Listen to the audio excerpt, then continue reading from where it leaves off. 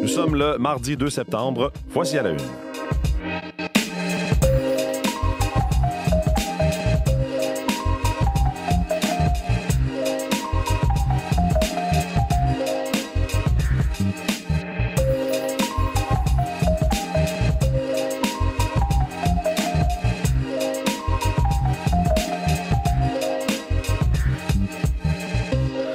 Bonjour, bon mardi, bienvenue à cette nouvelle édition d'À la Une. J'espère que vous allez bien ce matin, que vous avez peut-être pu profiter de cette longue fin de semaine de la fête du travail. C'était du beau temps, hein? Ah, de beau, très agréable. Je me suis couché un petit peu tard hier, moi. J'ai peut-être la voix un peu enrouée. J'allais encourager ma fille au baseball hier soir. Et puis? Victoire! Ah, bon. Victoire en finale régionale pour son Ça ne équipe. fait pas 20. Alors, c'est pour ça qu'on a crié un peu fort. C'est ce que vous voulez. Oui, alors, vous avez entendu autour de moi Véronique, Olivier et Julie Jasmine. Bonjour à vous trois. Salut. Alors, on va faire le tour, évidemment, de ce qui s'est développé dans l'actualité au cours des dernières heures, ce qui va la marquer également, cette actualité aujourd'hui. Bien sûr, on va revenir et Jean-Philippe Robillard sera avec nous un peu plus tard sur le témoignage de François Legault, témoignage très attendu aujourd'hui à la commission galant sur le fiasco, le scandale, le SACLIC, ce virage numérique de la Société de l'assurance automobile du Québec. Sinon, Julie Jasmine, vous le savez, je vous l'ai dit hier, mais il y a peut-être des gens qui n'étaient pas à l'écoute, comme c'était la fête du travail. Elle sera avec nous tous les jours. Maintenant, pour avoir des bilans de l'actualité culturelle de façon quotidienne. Alors, Julie Jasmine, ce dont on va parler tantôt, c'est le TIFF, le Festival international du film de Toronto. Ça commence un peu plus tard, jeudi, je pense. Jeudi, c'est la 50e édition. Tout ce que vous devez savoir sur ce TIFF. 50 ans quand même, Oui, c'est pas rien. pas banal. On y revient un peu plus tard à l'émission. Faisons tout de suite le tour des plus récentes prévisions de la météo. Véronique, mon Dieu, c'est du très, très beau temps. Hein? C'est parfait. Ben, c'est parfait, certain. Grande rentrée officielle, là. Il n'est plus question de demi, Oui, moi, c'est de aujourd'hui tiers, pour les de miens. ci, de ça. Ouais. Oui, moi aussi. Toi, bon. Ben là, la rentrée élastique, il est temps que ça arrête. C'est ça. La vraie rentrée. Par étape. C'est ça. Même des universitaires. Moi, j'en ai un universitaire. C'est sa première journée aujourd'hui. Bon. Alors, Bon retour, tout le monde. Tout le monde est de retour. On ne peut pas demander mieux, franchement, comme condition. Peut-être quelques nuages au lever du jour. C'est assez voilé à Montréal, mais dans l'ensemble, ça se dégage assez rapidement. Beau temps, variable vers l'Estrie, secteur des Laurentides, l'Outaouais. 30 possibilité d'une averse, risque d'un orage. Un petit peu d'instabilité. On écarte ça pour le Grand Montréal. Les températures, franchement, 25-28 degrés. Wow. Humidex 30. C'est à peu près parfait, là. Mm-hmm. Du temps vraiment d'été. La nuit prochaine, on sera autour de 15 encore, Montréal. Vous voyez, il fait 18 en ce moment, 18 au centre-ville, la quinzaine dès qu'on s'éloigne un petit peu. Ça varie entre 10-12 degrés en secteur montagneux. Beau temps demain aussi, mercredi, exactement le même scénario. Et ça commencera à changer jeudi avec un ennuagement qui va se faire tranquillement. Des précipitations qui entreront assez tard, fin de journée, soirée, même pour la plupart des secteurs. Encore en secteur chaud, 25 à 27 degrés jeudi. Puis ça va diminuer tranquillement les températures pour être de retour plus près des normales vers la fin de la semaine. La normale autour de 22, 23 le jour pour cette période-ci de l'année.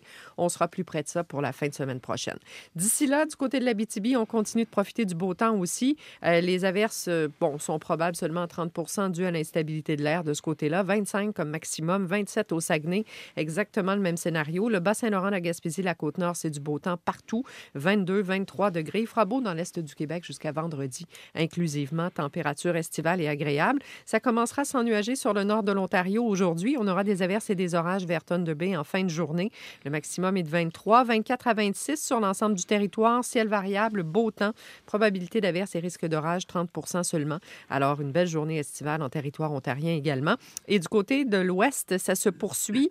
Cet avis sur la qualité de l'air. Edmonton, Calgary, fumée généralisée. Là. Donc, oui, en principe, c'est ensoleillé, mais ces espèces de ciel assombri, qualité de l'air qui n'est pas très bonne non plus. 25, c'est le maximum. 24 à 29 à Vancouver, le beau temps est là. Vers Regina, Winnipeg, ça commence à s'ennuager aussi. On aura quelques averses de fin de journée. Les températures fléchissent. 18, 21 degrés pour aujourd'hui. Ce sera un petit peu plus près des normales pour les prochains jours. Mais il y aura encore une remontée des températures dans l'ouest dès dimanche. Ah bon?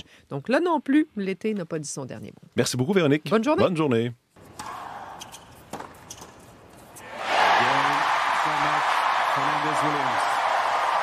The Venus and Layla Show. The Venus and Layla Show, le spectacle de Vénus et de Layla. Alors, Olivier, c'est comme ça que le descripteur l'a annoncé à la télé. Bien sûr, on est au US Open, on est à New York, aux internationaux des États-Unis. Et ça se poursuit pour Leylah Annie Fernandez et Venus Williams. Ça a été une autre grosse sortie, une autre histoire d'amour qui se poursuit pour les deux joueuses qui apprennent à se découvrir sur le terrain. Mais je dirais que maintenant, j'ai l'impression que la touche a été mise là, parce que hier, ça a été une autre victoire, une troisième en 3 matchs pour les deux dames dans ce tournoi de double chez les femmes au US Open. Hier, elles ont battu en 2 manches encore 6-3, 6-4 Ekaterina Alexandrova et Zhang Shuai. Ça veut donc dire qu'elles n'ont pas accordé de manche à quelconque adversaire depuis le début du tournoi pour un duo qui vient tout juste de se former. Je le rappelle, pour ceux qui sont peut-être un peu moins au fait, Venus Williams qui a reçu une invitation et Leylah Annie Fernandez qui l'a contacté pour jouer ce tournoi. Et puis ça se poursuit devant une foule encore conquise hier. D'ailleurs, les deux joueuses ont répété, tant sur le terrain qu'en conférence de presse, que le soutien de la foule fait une énorme différence dans ces petits moments, le d'égarement des deux joueuses peut-être durant la rencontre. Et hier, on a appris qu'il y a peut-être une autre entraîneuse qui va s'ajouter à cette équipe, une autre personne très populaire aux États-Unis et à New York, c'est Serena Williams. Il semblerait qu'elle est très présente par texto. Elle commente les matchs de sa sœur, lui donne quelques conseils. Elles ont joué plusieurs fois dans le passé des tournois majeurs qu'elles ont remportés. Venus Williams en a 7 titres en tournoi majeur, en double, entre autres avec sa sœur Serena. Et là, Venus sur le terrain, à la toute fin de la rencontre, a dit, là, faudrait peut-être que les textos cessent et qu'elle soit maintenant avec nous dans notre box à New York.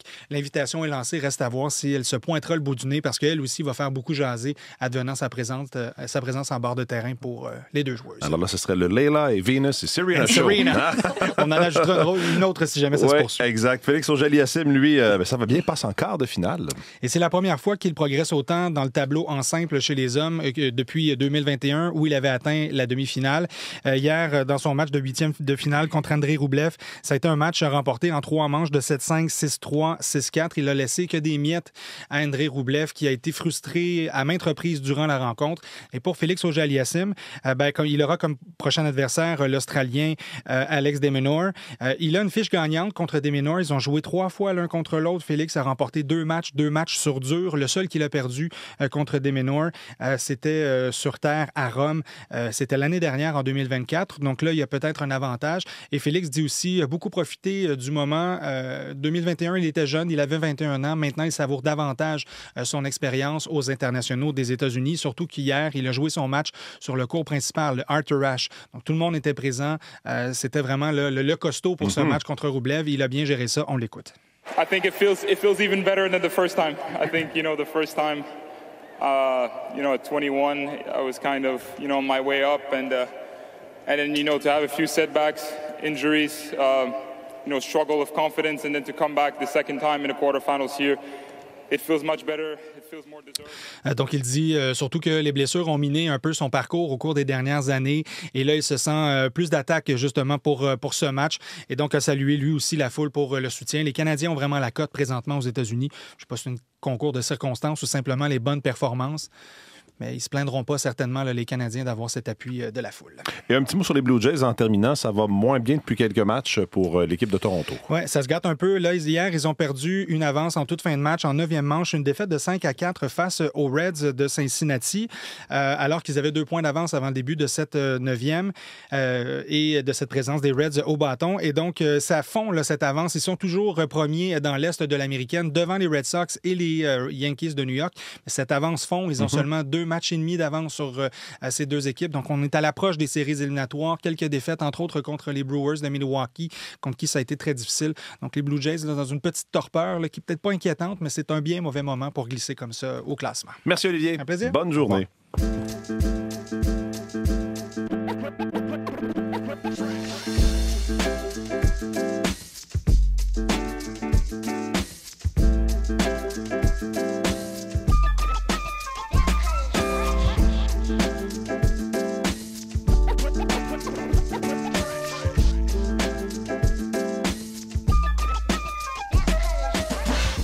Revue de presse maintenant en une de la Presse Plus de ce matin. On titre 100 millions en frais d'avocat, 100 millions de dollars en frais d'avocat. C'est ce que les centres de services scolaires versent en termes de frais d'avocat pour des cabinets juridiques, des centres de services, nous dit la presse, qui emploient de plus en plus d'avocats. D'ailleurs, parce qu'il y a de plus en plus de questions litigieuses, des poursuites de parents qui sont plus difficiles, peut-on lire dans l'article, mais également des questions qui viennent des écoles, qui se demandent si telle ou telle situation, est-ce que l'école peut agir de cette façon-là? Est-ce que si un élève rate une sortie parce qu'on l'a pris avec du cannabis sur lui, par exemple, est-ce qu'on doit rembourser le fait qu'il ne participe pas, par exemple, à un voyage scolaire? Vous voyez, c'est ce genre de questions qui sont posées. Un père qui poursuit, par exemple, un centre de service scolaire qui dit que le centre de service a failli à sa responsabilité de protéger sa fille qui a débarqué à un mauvais autobus. Donc, la presse a fait des demandes d'accès à l'information dans les centres de services scolaires, dans les commissions scolaires, et en arrive à ce chiffre, donc, impressionnant, important, et il en est question en une de ces dépenses des centres de services scolaires qui se multiplient en termes de dépenses en frais d'avocat. La une du Journal de Montréal parle également de dépenses publiques. Les factures explosent, peut-on lire, 1,2 milliard de dollars en dépassement pour les chantiers des hôpitaux. Et on donne plusieurs exemples dans le Journal de Montréal de ce matin de gros chantiers qui font défoncer le budget. Peut-on lire, par exemple, l'hôpital du Haut-Richelieu, augmentation de 58 %. L'hôpital de Fleurimont à Sherbrooke, 119 % d'augmentation. Et les exemples sont nombreux dans la presse, dans le Journal de Montréal, de ce matin, qui fait état de ces dépassements de coûts. Dans le Devoir, et il en est question de ce tremblement de terre en Afghanistan, une photo qui montre la destruction. L'aide humanitaire au chevet de l'Afghanistan, titre le Devoir. Le soutien conditionnel à la coopération des talibans sera crucial. Le pays, donc, a subi un tremblement de terre qui a fait plus de 800 morts. Encore plusieurs centaines, voire milliers de personnes qui sont portées et disparues. On voit plusieurs photos de dévastation en une des différents quotidiens ce matin. C'est le cas dans le Devoir, qui consacre aussi une partie de sa une à Bruno Marchand, donc maire de Québec. Bientôt, on va devoir dire maire sortant. La campagne électorale s'en vient. D'ailleurs, Bruno Marchand a parlé à plusieurs médias, notamment au Journal de Québec, à la presse également. On peut lire le compte-rendu de ses entrevues dans les différents quotidiens. Essentiellement, en entrevue au Devoir, il se félicite d'avoir évité les choix faciles au cours de son premier mandat. Sinon, une du Globe and Mail, il est question du Manitoba. Le Manitoba, la province qui fait face à une poursuite parce que dans certains centres de détention pour enfants ou pour adolescents, il y a des mesures d'isolement qui sont appliquées, des mesures de confinement, et ces mesures, cette façon de faire, si vous voulez, elle est transportée, elle s'en va devant les tribunaux, c'est contesté. Il y aura donc un débat à ce sujet-là. Probablement le premier débat du genre de cette ampleur, parce que c'est une action collective. Probablement le premier débat de cette ampleur au Canada. Donc, ce sera une cause intéressante à suivre.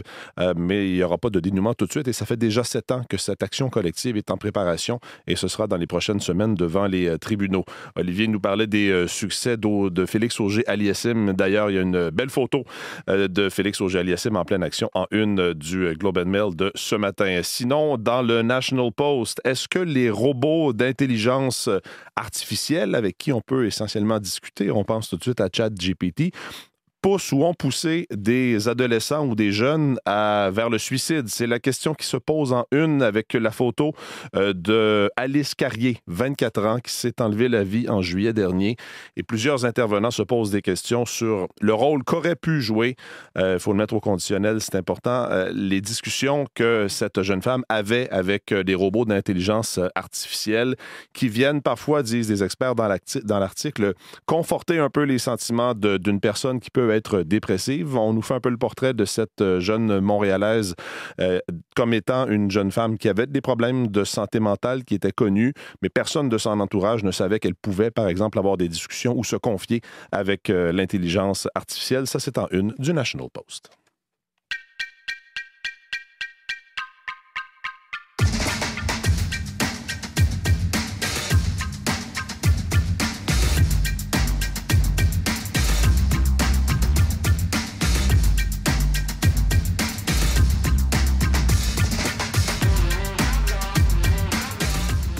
Alors, ce sera une grosse journée à la commission. Au galant, le premier ministre du Québec, François Legault, va donner sa version des faits.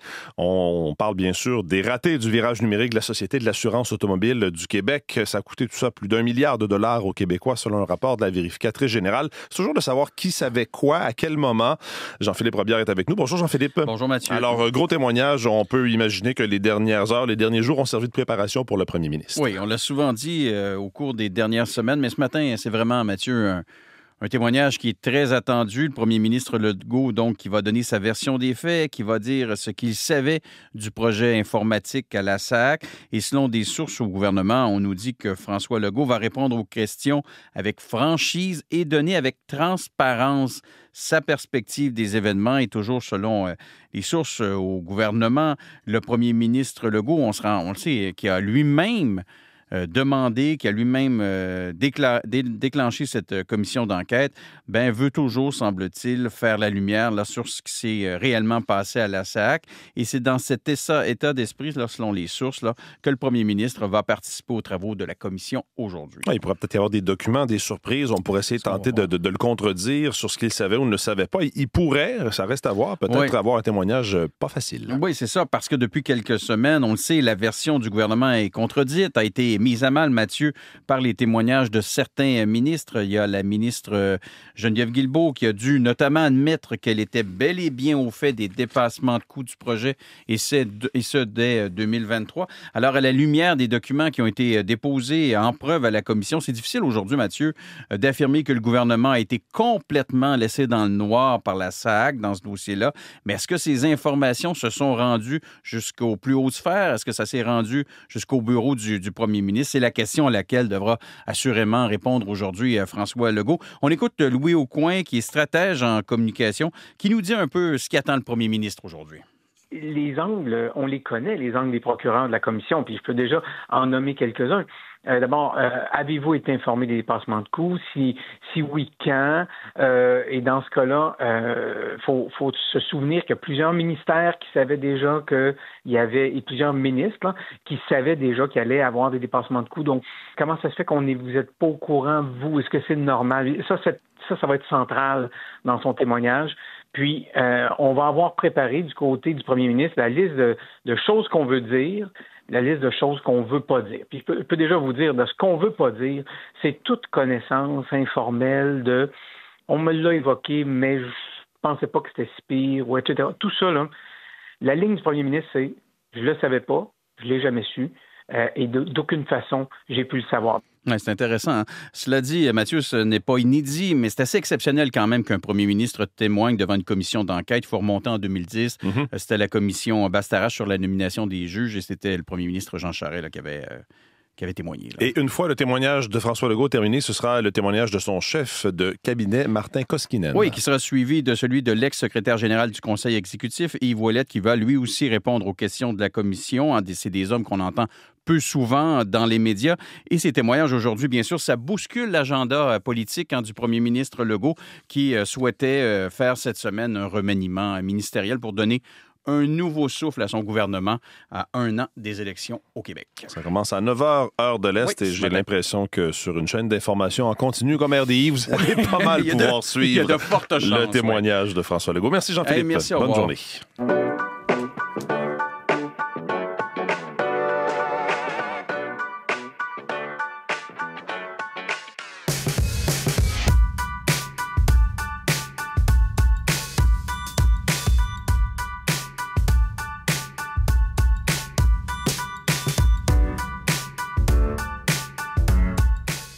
Alors, Julie Jasmine est de retour en studio. Rebonjour, Julie. Bonjour, Mathieu. Julie Jasmine, quand même. Comme vous voulez.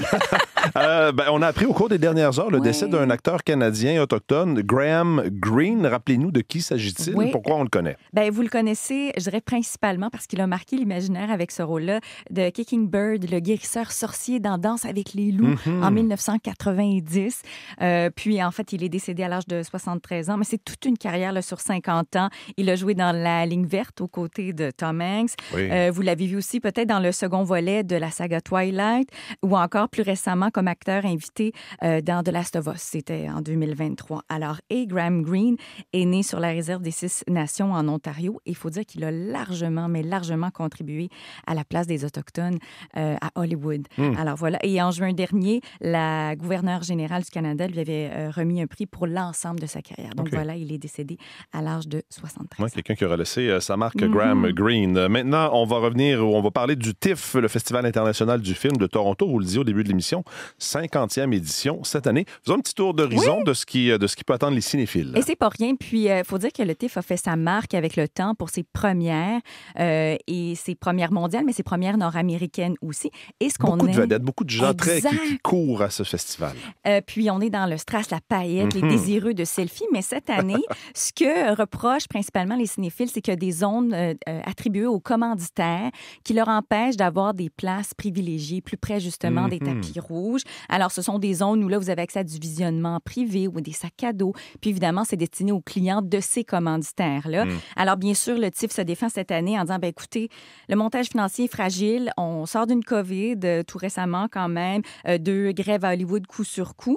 Alors ça, c'est vraiment une façon d'assurer la pérennité du festival. Mais on dit qu'il y a quand même des moyens de s'inscrire sur des listes et tout ça. Donc, bien sûr, ça, ce sera à suivre. Et des films, en voulez-vous, Mathieu? 300 films, dont je dirais à peu près une 60aine de courts-métrages. Et en ouverture, jeudi, c'est intéressant, on ouvre avec un documentaire sur l'acteur canadien John Candy, qui est décédé il y a 30 ans, mais un acteur bien aimé. Alors, on reste dans le thème très canadien, bien sûr. Et d'ailleurs, il y a un film du cinéaste mexicain qui est très attendu dans les prochains jours, qui sort tout juste de la Mostra à Venise. C'est sa version de Frankenstein. Alors ça, c'est Guillermo del Toro. Souvenez-vous, il avait offert Pinocchio il n'y a pas très, très longtemps aussi, La Voix de l'eau. Et il y aura beaucoup de films sur la musique. Vous qui êtes un amateur de ce type, moi aussi, j'adore les documentaires, mais des vedettes de la musique à titre d'acteur. Comme par exemple, Shania Twain sera dans un film, Seal aussi ou J Balvin, ils seront. Mais dans les documentaires, moi, ça m'intéresse beaucoup. C'est le documentaire Lilith Fair. Je ne sais pas si vous connaissez ce grand festival féministe à la fin des années 90 créé par Sarah McLachlan, canadienne, bien sûr. Alors, il y a un documentaire qui sera présenté durant le TIFF et aussi un documentaire concert qui est créé par Baz Luhrmann qui a ramassé toutes sortes d'archives d'Elvis lorsqu'il a eu sa résidence à la fin des années 60 à Las Vegas.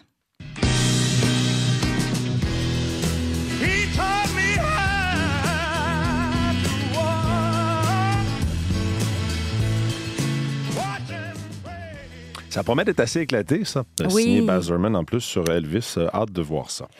Quelques films québécois en présentation aussi? Oui, on va surveiller ça avec beaucoup d'attention. Folichonnerie d'Éric K. Bouliane, un couple qui, après 16 ans, ne se rejoint plus sexuellement. Ça a été présenté à Locarno. Ça s'en va au TIFF dans les prochains jours. Et la première mondiale de 1000 secrets, 1000 dangers. Ça, c'est d'après le roman d'Alain Farah. Puis c'est un film de Philippe Falardeau. Et il y a aussi la réalisatrice Chloé Robichaud, qui est membre d'un jury, donc qui est dans une sélection compétitive, qui est la seule d'ailleurs. Alors, on sait que Chloé Robichaud a fait ses valises, tout comme Nabi Alexandre Chartier, notre collègue, qui y sera. Et ça me permettra de vous rapporter quelques échos, justement. On va suivre ce qui se passe au TIFF qui s'ouvre officiellement jeudi. Donc, la semaine prochaine, on risque de s'en reparler certainement. Merci beaucoup, Julie Jasmine. Ça fait plaisir. Bonne journée. Voilà pour cette édition dans la Une. Évidemment, pour ce que l'on va surveiller aujourd'hui, c'est ce témoignage très attendu de François Legault, mais de François Legault et de son chef de cabinet aussi, et ensuite de l'ancien secrétaire général, le fonctionnaire, si vous voulez, numéro 1 au Québec. Donc, ce sera une grosse journée à la commission Chamberlain. On pourra vous faire un compte-rendu de tout ça demain à la commission Galland, pardon. Oui, non pas Chamberlain, ça c'est une autre commission. Bonne journée. Vos équipes du matin prennent le relais.